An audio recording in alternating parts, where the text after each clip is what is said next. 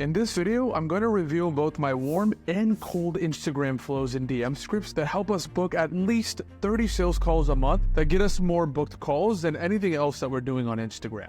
I'm also going to break down the exact process we take before actually sending out the DM that massively increases the trust with the person I'm DMing, and what I'm doing exactly to have people DM us to start conversations so that 50% of the time, there's already some trust built going in. And just to show you proof, here's 353 sales calls just booked from Instagram over these past 12 months. My name is Omar and I own two companies, Nomadscast and ClientFunnel.io. And we worked with over 150 brands over the past 5 years and generated 7 figures with our agency. So I'm really an OG in the content agency space and not some fly-by-night editing agency. So before we get started here, I want to define what warm and cold outreach is. Cold outreach you can do without ever making another piece of content, but it's going to be a lot harder. I mean, your response rate will be much lower, your sales calls will be rougher, and trust me, because I made my first million with cold email, you'll have to just take a lot more sales calls. I mean, my closing percentages were closer to 5% with cold outreach and closer to 20% with warm outreach. You need to take more sales calls to close more people because you just need to build a lot more trust with cold outreach. That being said, before you actually do outreach, you need to understand some of the prerequisites, because if you don't have these in place, you'll be sending 3 times as many DMs to book calls. Trust me, I've done this. You don't want to do it. And it all starts with optimizing your Instagram profile. Here's how to do it perfectly. So let's go to the computer here. We're going to cover step-by-step my SOP for optimizing an Instagram profile that we'd use with all of our clients. So the first thing you're going to want to do is change your Instagram profile to a business profile. And the way that you do that is hit the hamburger icon on the top right. Now, if it's already a business profile, you'll see business tools and controls. But if you don't see that, it'll be somewhere, it'll be something like this. You would go down here if you have a personal profile, and under for professionals, you see account type and tools, and then you'll be able to switch to a professional account, press continue, continue, continue.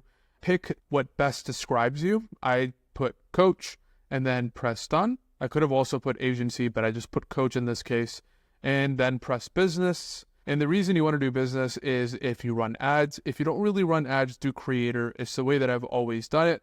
Creator actually gives you more flexibility than business, but I switch to business if I'm running ads. I hear it gives you an in with Meta actually talking to you. Add your contact info, press next. Then you can actually connect to your Facebook account, but I'm going to show you later how you can do this directly on Facebook. So I'm going to skip this for now and then just complete these things right here. Get inspired, grow your audience, showcase your brand. It kind of gets this annoying banner here on the top out of the way, and you'll be good to go. Now, after switching to your business profile, what you want to do is go to your Facebook page and connect your Instagram profile to it. So let's open up Facebook. Now, this all depends on if you have a Facebook page or not, but you can click pages here and you'll be able to see the pages. These are some client pages here. But if you don't have a page, you can press create new page. And if you do have a page, you'll see it here. So I'll go ahead and switch into it now. And the way you want to link your Facebook page is by clicking settings, and then from settings, scroll down until you see linked accounts. When you see linked accounts, you'll see a place for Instagram, or you won't. You'll see a place to connect Instagram. So just press connect Instagram and follow it all the way through. If it's connected to Instagram already, you'll see something like this. Now, going back to Instagram here, what you're going to want to do is add a profile image with a headshot using something called PFP Maker, www.pfpmaker.com. So let's go there now. From there, you'll upload your photo. So for example, here's a photo here, and you want to make sure you use the same photo across all of social media. The picture that you upload should be from your shoulder line and up against the background color that's ideally part of your brand. And if you don't have a background color that you're already naturally against that's under your brand, you can actually use PFP Maker, change the background image. So take a look at this. So here we are. Now we have a bunch of background colors and images. Honestly, don't do anything gimmicky like this windowsill or these shadows or anything like that. Seriously, just pick a solid background color, and at most, maybe something cool like this textured background. But it makes my face look like a football, so make sure to use a better picture than I did. Now, if you're going to be doing it manually, then do it 320 by 320, use JPEG extension. And if you're going to do that, honestly, you're some Photoshop freak, which is awesome for you. But I'm a business owner, and if you're a business owner too, just use PFP Maker. Next, what you should do is verify your profile if you haven't already. So you can do that by hitting the hamburger icon on the top right, and then scrolling down, and you should see this if you're not verified yet until you see Meta Verified. It's $13.99. So you just press get started here, sign up the profile that you want to go, follow the prompts until it is fully verified. The next thing you want to do is add an Instagram bio that explains who you are and how you help people and what you do. Think of it in the terms of benefits, and the total max length of a bio is 150 characters. This is how a bio should be structured. The first line is what I usually call the power statement. A power statement is I help XYZ go from ABC to XYZ in X amount of time constraint without pain points. So to show you what that looks like written out, so this is what I call a power statement. I help niche go from pre-state to post-state in X amount of time without pain point. However, if you wrote this whole thing, your Instagram bio wouldn't have space for the second or third line. Instead, just take the first part of the power statement, I help niche go from pre-state to post-state, or I help niche with transformation in X amount of time or generate X amount of money or whatever your transformation is, and make that your first line. In my case, I help coaches scale with content marketing. And I change this honestly all the time. I help coaches in agencies, to be honest, and I just keep coaches because that was the flavor of the season. And I'm not the only person that changes their bio all the time. There's plenty of others that do as well, so feel free to be flexible with it. The second line should always be some sort of social proof. In my case, 152 clients helped in all niches. In your case, it might be X amount of money generated or X amount of views you got, or it might be some transformation that you've helped a lot of people with. It might even be yourself. I've made $5 million. I've done, or I've lost 75 pounds, or whatever really you want for social proof. It can be an I statement or a client statement. And then number 3, your third line should be a call to action, obviously. This is usually either to a link in the bio or a DM me the keyword call to action for a free training. So I could have just as easily, instead of written video guide 50K content funnel pointing to my website clientfunnel.io, I could have easily written DM me client for my 50K content funnel. So either one works. Next, you want to make sure your Instagram name section has a keyword in it. For example, mine is my full name, and you'll need your full name if you go for the verification badge, which you definitely should because it makes you look more credible.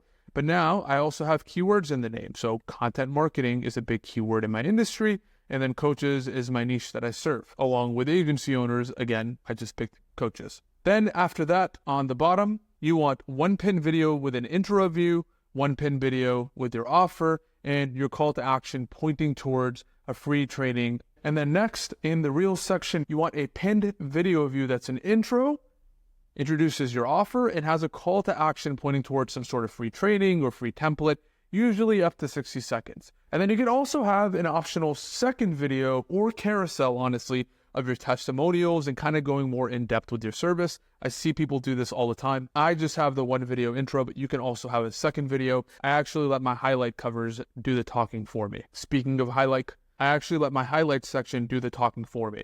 Speaking of the Instagram stories highlights section, you want to create at least 4 highlights on your profile. Each highlight needs a cover that kind of matches your brand colors. So in my case, I actually have 5. All you need is 4. And the 4 that you need are an about me. You need a client results like testimonials, case studies, etc. Your unique method name. So for example, I have a unique method called the bubble funnel. It's a sort of content funnel that we use. You can create your own unique method name and fill that with things related to your offer. And then number 4, free game, free tips, or whatever you want to call it. I just call mine tips. And this is you just spouting knowledge on the stories and just throwing them in there. Here's an example of results, testimonials, screenshots, etc. Here's an example of tips. This is me just talking to the camera, giving value. Then I have podcasts, which actually adds a little layer of social proof for me. You don't need this, obviously, especially if you don't have a podcast. Then here's just lifestyle stuff. I'm not big on shooting a bunch of lifestyle stuff. Honestly, I'd rather just enjoy the moment which is probably why you almost never see any vlog content on this channel. But if you have some cool stuff to show off, here's the place. Or really, you can add anything in this just to show behind the scenes of your personality. And then something related to your offer. And I'm just showing my website, going over the case studies, etc. If that's where you want to start, you can start there. You can show your free trainings here. You can show some of your resources that you have. This is the place to do that. Now, each cover should ideally have an icon in the middle of it that symbolizes what that story highlights about. And you can actually make these very, very easily on Canva. Just simply go to canva.com, click create a design on the top right, search Instagram highlight, and then click Instagram story highlight cover. And on the left side, you're actually going to have a bunch of pre-made templates that you can use. I use one of those. Almost everybody that I know has used one of those, so go for it. But again, if you're a Photoshop freak and you want to make it from scratch, make sure to have it 2000 by 2000 pixels, have it as a JPEG extension, and make sure to center the icon right in the middle. So that about covers optimizing your Instagram profile. Now, once your profile is optimized, the second thing that you're going to want is some content in place if you don't already have some. And if you don't already have some, here's really the framework that I would start for your first 9 posts that people can check out when they first land on your Instagram. First, start with your target audience. I mean, who are you targeting with your outreach? Who's your niche? And then, at the very least, what you want to do is make 9 reels. Script all of them. I mean, I'm a huge believer in scripting. In fact, I'm reading off of a script right now. This should be your content strategy for the first 9 reels. The first 3 reels speak to the fears and desires of your target audience. You can use ChatGPT for this. Honestly, it's not hard. Literally ask ChatGPT, hey, I need you to give me 3 common fears and desires for XYZ niche. Your hooks for these 3 reels should start with the fear or desire. For example, because I target online coaches, I could have a reel that starts with creating a business that serves you instead of enslaving you and taking time away from your family means having these 3 rules in place no matter what. That's a decent hook. The framework for these 3 reels, the fears and desires reels, should be as follows. The hook, which is the fear or desire-based hook, then a solution to get to that desired state. So, for example, going to the earlier example, I could say, number 1, you need to create an offer that scales without you. Number 2, you need to stop doing one-on-one coaching. And number 3, you need content to be able to create leads for you while you sleep. So that's a solution.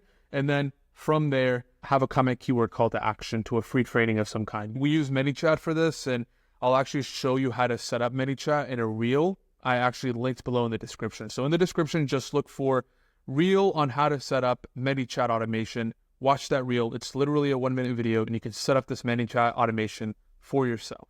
Here, I'll give you an example of a fear or desire-based reel just off of my Instagram here. How Instagram and ChatGPT are going to make you an extra $10,000 this month. First, to post your reels, you need Content ID. I know I had such a crazy beard back then. Just don't be a dumbass and ask ChatGPT, can you give me 10 content ideas? That's horrible. Instead, go to ChatGPT and type this exact. So that's a fear or desire-based hook with a solution in the middle, and then I have a comment call to action at the end. I won't go through the whole video. Now, the next 3 reels that you want them to be more authentic style clips. Fake podcast style clips work great for this. You literally just turn like this and pretend you're on a fake podcast. And you can get controversial with this. And honestly, these podcast clips are currently trending really heavily here in 2024, depending on when you're watching this video. And it's also a great way to be super authoritative without turning people off, because sometimes the audience can feel overwhelmed or even annoyed that you're talking at them and being all authoritative. It actually turns off a pretty big subset of the audience. So instead, this is a really great way where the audience can feel like they're watching into the conversation. Now, my favorite framework for these podcast style clips is usually starting with a controversial hook that validates or goes against someone's opinion.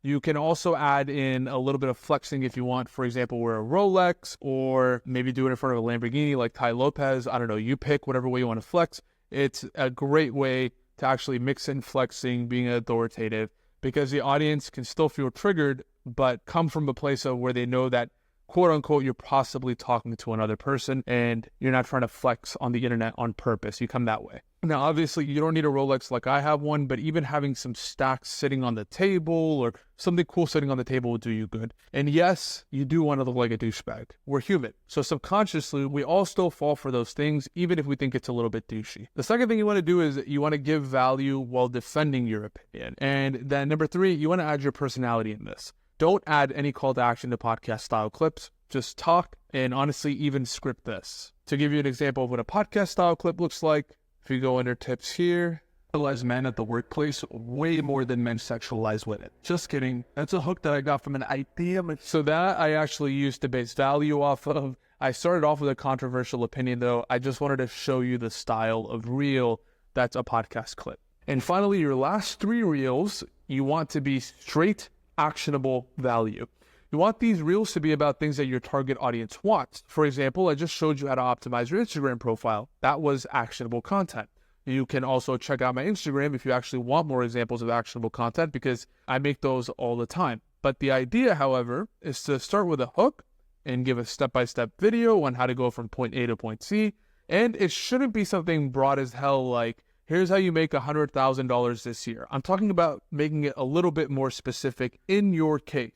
Specifically something like, here's an example of something more specific. Here's how to turn on an Instagram setting that'll double your views. That's a specific piece of actionable value. People can go from X state to Y state easily by following along on that video. Trying to create a video around here's how you're going to make $100,000, unless honestly it's a little bit of a joke, isn't really actionable. No one's going to take you seriously if that's your hook. Now, if you don't have an editor, don't worry, because they don't really need to be edited. You can use something like submagic.co to easily add subtitles. I think a subscription is somewhere around at $16 a month, and you can use CapCut to clip it up and then post it. It doesn't need editing. I always tell everybody, even though we're a video content agency and editing is a big part of what we do, editing is just the Band-Aid or the cherry on top. It won't make a turd look any prettier. Now, the final layer, when you go to post, the final layer of this whole 3x3 9-reel strategy, the final layer is actually when you go to post, change the cover photo of each of those 9 reels to a lifestyle photo. There's a guy named Toozer who does this really, really well. If you look at his main feed, the other option is to not post your reels on the feed, which is what he does. However, I do suggest you post them on the feed because you want people going onto your feed and watching the reels and not having to go to the reels tab. But if you look at what Toozer does, he just has a bunch of lifestyle shots here, and this is where you do selling the dream. Now, if you don't have lifestyle shots, this isn't that important. Just make sure to add a title cover image on your reels. For example, something like this. You're ruining your captions. Here's how Instagram Reels posting. That kind of looks like a title cover image if you don't have any lifestyle shots. But if you do, it's an excellent little hack. Here's a nice photo of me in front of some broken TVs. Now, if you do end up using lifestyle shots, when someone lands on your page, they should see you doing cool shit. It builds social proof, which is exactly what you need in order to build trust faster. So now you have an optimized profile, 2 pin reels, and 9 other reels that give value, speak to your target audience, and are positioned in a way of selling the dream a little with your lifestyle shots. Now we can start outreach. Let me go ahead and pull up my Miro board. So 2 scripts. One for if they're warm and one for if they're cold. This is my cold DM script and this is my warm DM script. Let's start with the cold DM script. And now, one thing I do want to point out, there was one statement I heard recently from a friend that was at Alex Hormozi's acquisition.com headquarters that really stuck with me. And it completely changed the way I saw marketing. He heard from Alex saying, building trust with your prospect is the only thing that matters when it comes to selling your product. The more trust you can build in your prospect that what you're offering will work for them, the more money you will make. So let's check out the cold DM script. So the first thing you want to do, and every person who talks about Instagram DMs in general recommends this, but the first thing you want to do, of course, is give this person a follow, like the last 3 posts or 3 random posts on their first 9 posts, add a comment or 2 just to kind of make it warm. And honestly, I even suggest waiting a day before you actually DM them after doing this, maybe even commenting on another post that they end up releasing, just to kind of build some visibility in their eyes that you showed up on their page. Trust me, if this person is 10,000 followers or less, they probably noticed this. All right, now we're going to go to the cold DM script here. Now, again, the cold DM script is for non-followers, and I always recommend to start your first message for your cold DM script with a video. And if it's not your first message, definitely your second message. Obviously, you want to do all the things that everyone teaches before you send a cold DM. I would recommend at the very least liking the last 3 posts, giving the person a follow, commenting on a few of their posts. And then one little thing that I actually like to do is wait 24 hours and then like another 2 posts and comment on another 2 posts. That way they remember you at 2 different points, which is 2 different points of contact before you actually reach out to them. Once you reach out to them, I always, again, start with a video. And if it's the first video and I'm not taking a value angle, then with the first video, what I'll do is say something like, hey, first name, compliment about their previous post. So let's say we're talking about my previous post right here, which is about the 3 different tests that people should do whenever they make a short form video. I might say something like, hey, Omar, I really enjoyed your video on 3 different tests that you should take before you actually post a reel.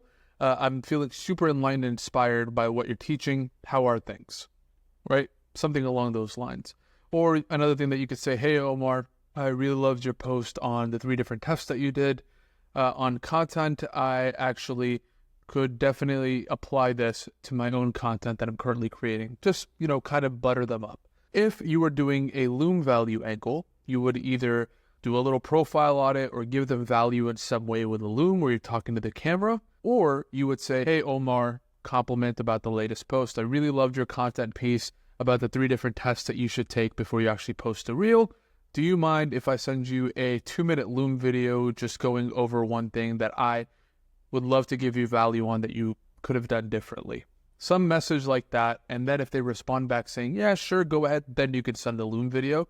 That's the other way that I would go about it. I'm actually not a fan of sending cold DMs with a Loom video right away because it does take a while to actually make a legitimate Loom video, especially when you're giving value to somebody. However, I am a fan of starting the first message with a video or starting the first message with asking them if they would like to see a Loom instead. But let's say you've gone past the initial introductions and you've sent the video over. They can either give you a positive response, things are great, things are awesome, anything along those lines. The best positive response would be, things are great, how about yourself? Because they're actually now somewhat interested in asking you about yourself.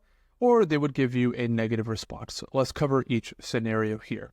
So on the positive response, nice to meet you. Do you or are you in target niche? For example, in my case, are you a coach? If they give a negative response, especially like something super negative like fuck off or don't message me, just don't continue the conversation from there. But let's say they did give you a positive response. Then they say either yes, I do, or yes, I am, or no, I don't. If they're not a coach or they're lying about not being a coach, they're probably a dead-end lead.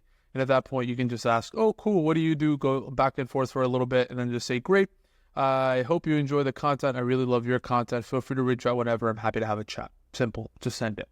But let's say, yes, they are your target niche. And if you're doing cold outreach, you should be reaching out to people that are within your niche. Then you say, that's awesome. How's it going so far? They tell you a little bit about how it's going so far. And then you get, nice, I totally get that. You want to relate to them on a similar feeling level. And this is where dynamics are a little bit different. I've noticed with guys, it's better to be direct. And I've noticed with girls, it's better to relate on an emotional level. So if it's a girl you're reaching out to, you say, nice, I totally get that. You can say something like, yeah, entrepreneurship is a total grind and it definitely has ups and downs. That's me relating to entrepreneurship on an emotional level. If it's a guy, you can be like, nice, I totally get that. You're crushing it. I did this one thing last month that also brought me a ton of value. Something direct there. That's something that's a little bit more logical. Then from there, you can say, listen, I took a look at what you do with your content marketing stuff and I actually wanted to share it with you. Do you mind if I share it? And this is where they say, yeah, go for it, positive, or what's this about? Skeptical. It's usually one of those 2 responses. They're not going to say no unless they're a dick or either they're joking. And if they're joking, they usually say yes right after that. And if they say no, they're a dick, they're probably a dead-end lead. So yes, go for it.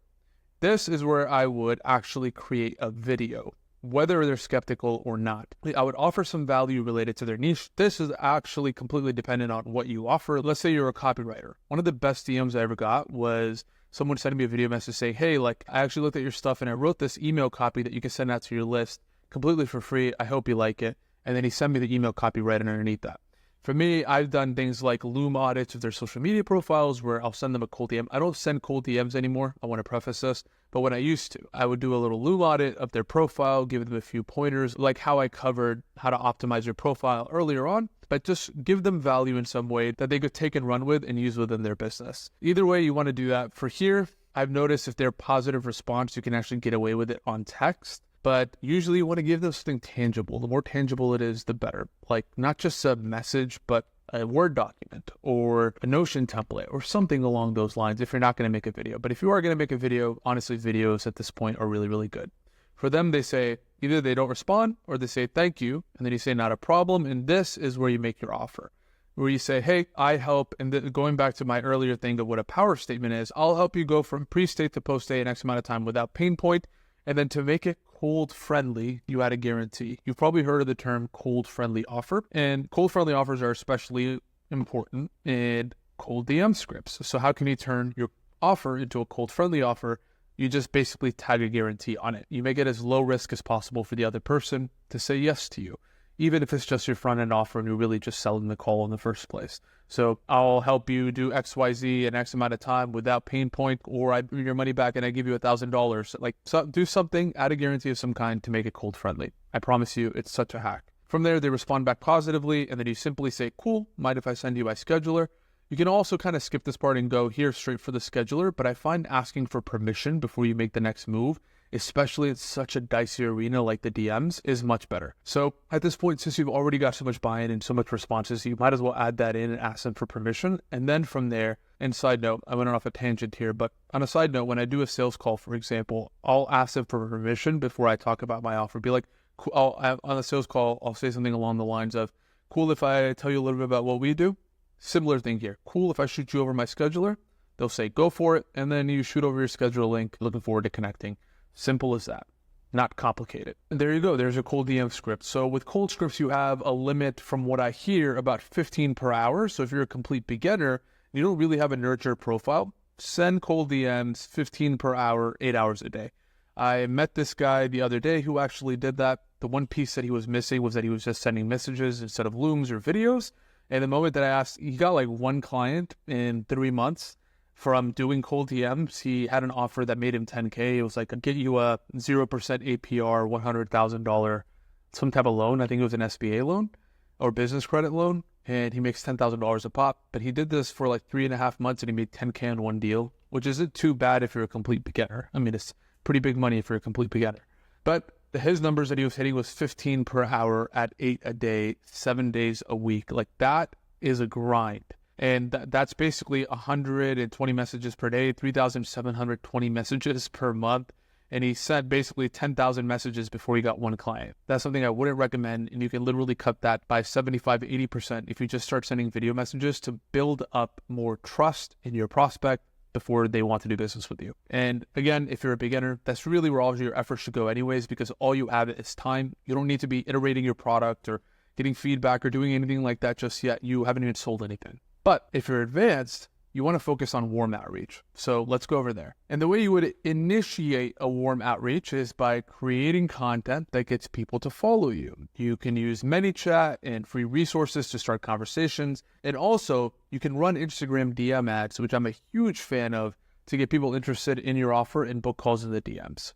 Right. So this is how I would do things. This is a script that I would follow, whether it was me messaging someone who followed or liked or engage with my content in some way, or there was a keyword lead, or there was a lead that came from either an Instagram DM ad or a ManyChat automation into my inbox on Instagram. So let's cover the warm DM script. It's just slightly different. So let's say they're a follower. You say, hey, first name, I don't think we've actually connected before. I love this line. And the reason I love this line is because it insinuates that you feel like you've been there together, or you've gone through a period of time together on Instagram, you just haven't spoken before. I see you've been following me for a while now, saw that you liked or commented or followed on something, or you followed me a while ago. How are things? They'll say, I'm doing good, or they won't respond. Obviously, if they don't respond, they're a dead lead. But if they say, I'm doing good, how are you? Doing good as well. Nice to formally meet you. Are you a coach? This is pretty common sense, but I split it anyways, just in case there might be some people in the comments that ask this question. Now, depending on that, they say, yes, I am, or no, I'm not. At that point, no, I'm not. Same sort of thing. They're a dead lead. Okay, you just kind of finish up the conversation. Don't be a dick and just not respond. Say, great, I hope you enjoy the content. Feel free to reach out whenever. I'm happy to chat. But let's say they do respond. You say, that's awesome. How's it going so far? And if they are responding super dry and boring, and I never see anybody talk about this, if their responses are super dry and boring, like one word, a few words, they're not really asking you any questions back, You want to, instead of trying to force the call, send them a training and follow up with them in a week. The way you would do that is say, hey, that's awesome to hear. Are you interested in a free training that can help you get XYZ transformation? We're just finished a few days ago after helping a few other coaches, for example, in my case. They say yes, they say no, they don't respond. They don't respond, send it to them anyways after about 15 minutes. But if they do respond, they say no, that's a dead lead. If they say yes, great. Would it be okay if I check in with you sometime next week to hear about what you thought about it? And usually they'll say yes. If they say no, again, they're a dead end lead, or you can follow up with them after a month. I find this is okay to follow up with them after a month, and maybe they'll be in a different mindset then. Usually if they said no here, they're probably in a shitty mood, or something happened to them, or they're just super busy and were courteous enough to say no to you. These people, you can usually follow up with them in a month, but I would put this more as like a last resort type of thing. Like after you've already worked your current leads that are a little bit harder. Say yes here, amazing, hope the training works well for you. Looking forward to chatting soon, having an amazing week, crush all your goals, whatever, some nice feel-good line. Then follow up with them in a week and say, hey, how was the training? That's it, simple as that. When they say the training was good, then you can ask them what they thought about it. And if they say, I liked it, then you can ask them, nice, what's your goal for next month? Simple as that. So nice, that's awesome. Now going back here, let's say the response wasn't dry. They said, they actually tell you about how it's going. If they tell you about how it's going, you say, nice, that's awesome.